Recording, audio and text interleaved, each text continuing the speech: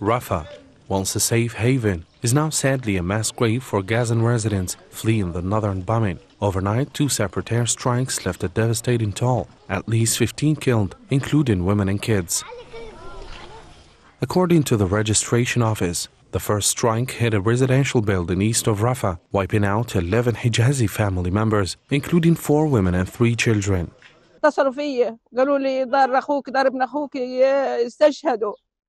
They called me and told me that your nephew's house and your brother's house, they were martyred. I came to see. I did not expect that. It's Hassan and his son. Previously, they struck his house in the refugee camp, and his wife, who is my niece. Now, they have finished them all. Hassan, Ibrahim and Usama, and yes, his sons as well.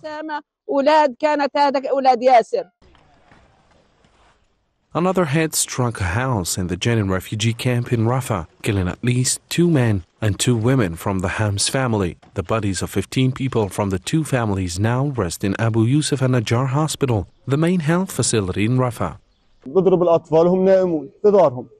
They killed the children while they were sleeping. It's their fate. They were sleeping. We found the house collapse on us. We have nothing, thank God. It's aimless, while the whole world is watching, and no one cares. We have no one on our side, other than God, and we thank God.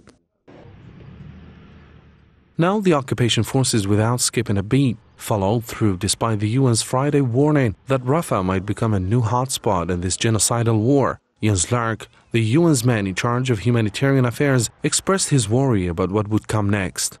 So I want to emphasize our deep concern about the escalation of hostilities in Khan Yunis, which has resulted in an increase in the number of internally displaced people seeking refuge in Rafah. In recent days, thousands of Palestinians have continued to flee to the south, which is already hosting over half the Gaza's population of some 2.3 million people.